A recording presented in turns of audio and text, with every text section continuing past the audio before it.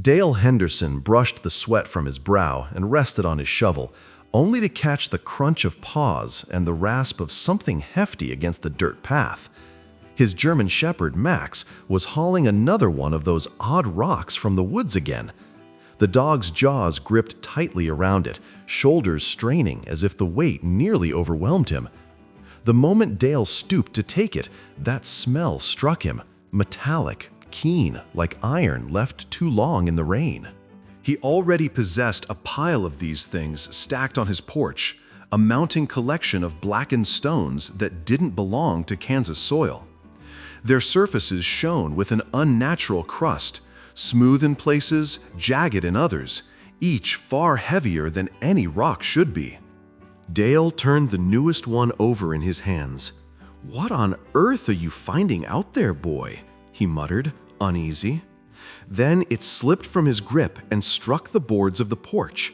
The shell fractured with a dull snap, revealing glittering streaks inside, like veins of metal gleaming faintly in the sunlight.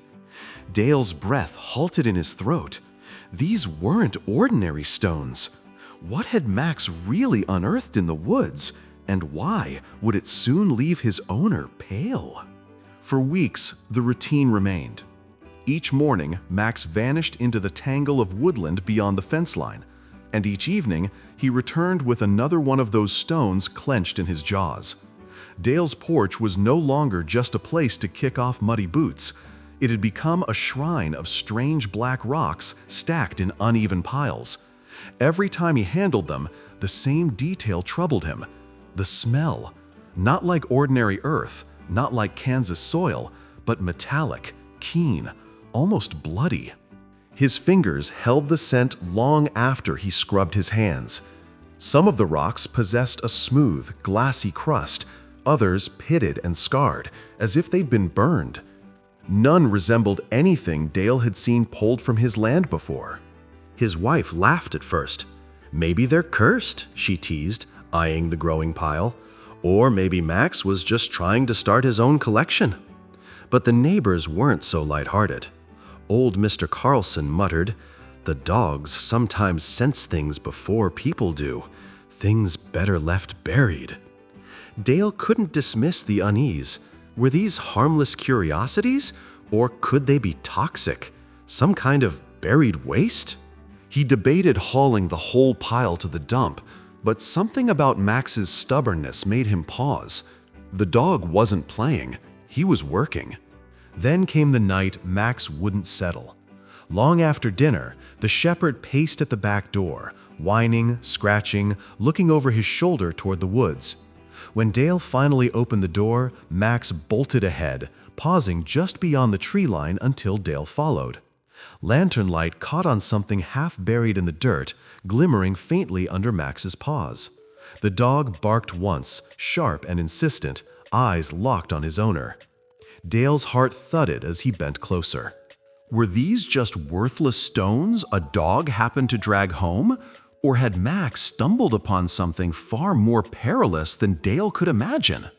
The next morning, Dale attempted to split one of the stones apart with his hammer.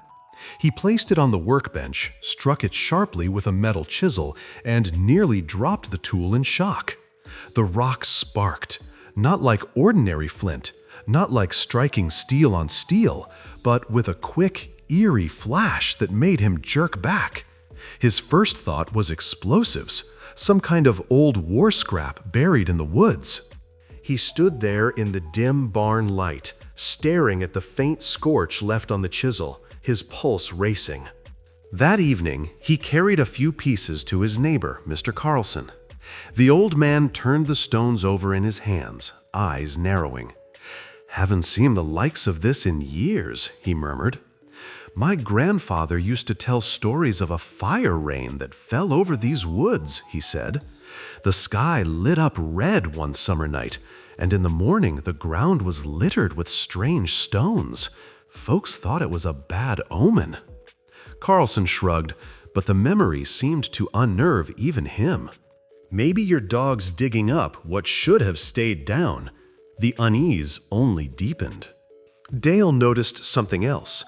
His cattle refused to graze near the edge of the forest where Max always wandered. They'd lift their heads, ears twitching, and drift away, as if an invisible line kept them back. Animals sensed danger in ways people didn't. Dale had trusted these fields his whole life, but now even the herd behaved like the woods were tainted.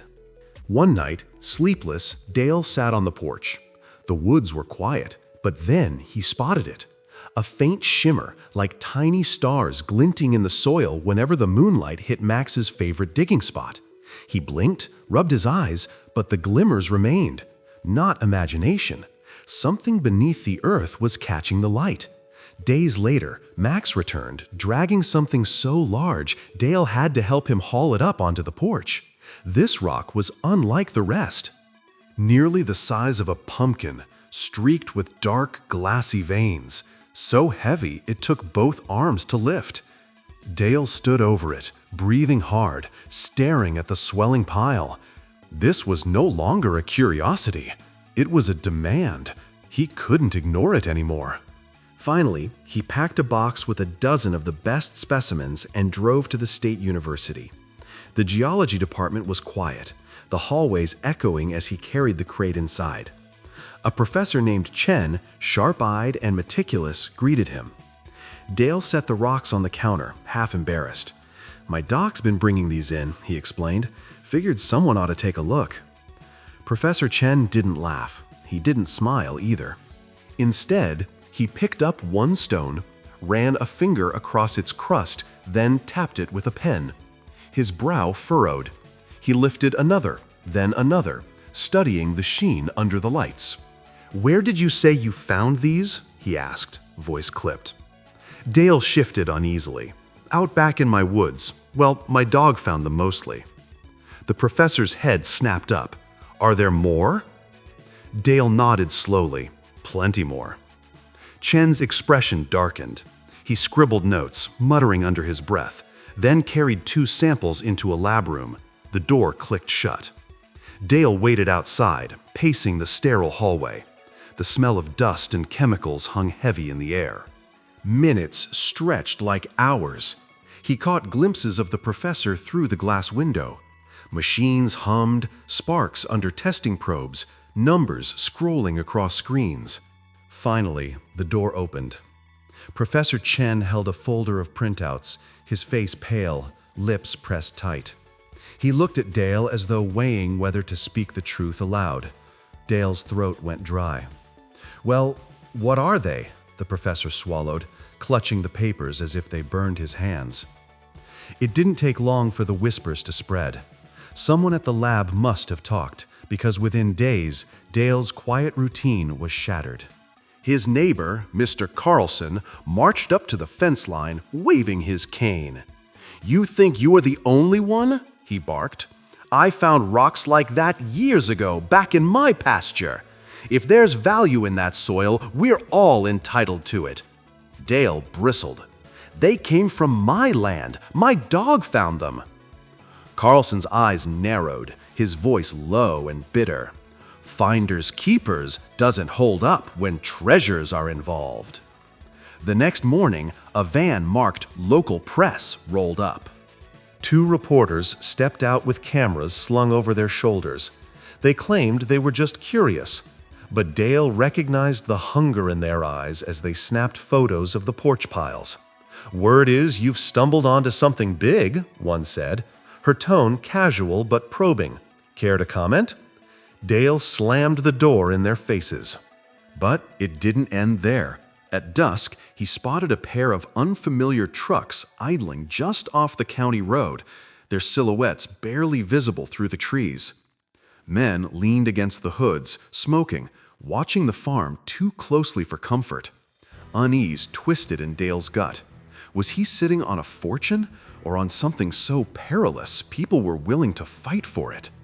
That night, Professor Chen called, his voice terse. "Don't show anyone else. Don't sell. Don't even brag. You have no idea what you're holding."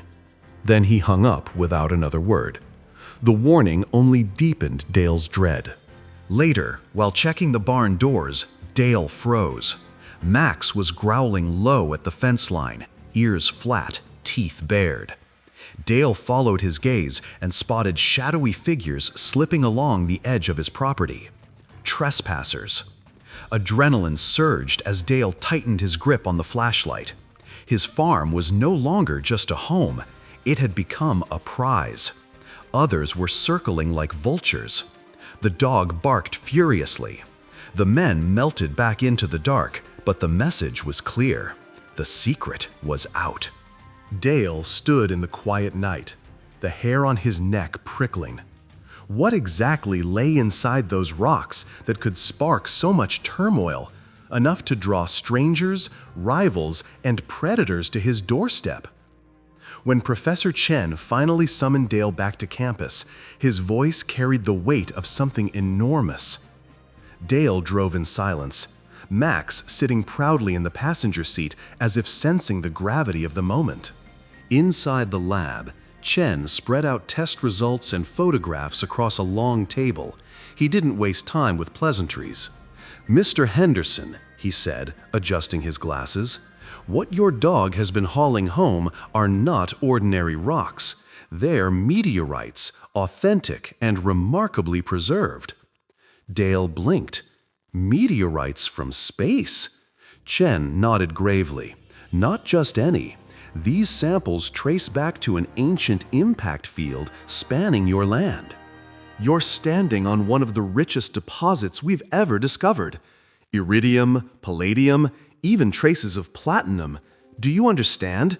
These metals fetch thousands per pound. Museums, private collectors, even governments will come knocking. The farmer's mouth went dry. He glanced down at Max, who panted happily at his side, unaware of the storm his instincts had unleashed. Dale had imagined money, maybe trouble, but this, his face drained of color. He wasn't pale from greed. He was pale because he realized the quiet life he cherished had just ended forever. Chen leaned closer, voice lowering. "Do not underestimate what this means. You'll need protection, discretion, and help managing the flood that's about to hit you." Dale could barely speak. He remembered the keen metallic smell on his hands after touching the stones, the same scent Max had tracked with unshakable devotion. Chen explained the irony. The very compounds that made the meteorites so distinct, nickel, iron compounds, faint traces of rare elements, were what drew Max's powerful nose to them day after day. The suspense flipped in an instant. These weren't just strange rocks. They were priceless fragments of the heavens buried beneath his woods for millennia. And it was his dog, not any scientist, who had uncovered them. Within weeks, Dale's quiet Kansas farm was transformed. Scientists swarmed the fields with metal detectors and drilling rigs, their trucks carving new tracks across the soil.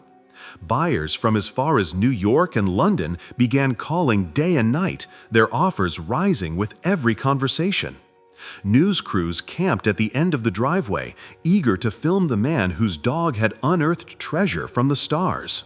Through it all, Max became the true celebrity. The papers dubbed him the Meteorite Dog. Families drove out on weekends just to snap photos of the German Shepherd who could sniff out pieces of the universe. Children squealed as Max wagged his tail, leaning into their hugs, oblivious to the fame he'd earned.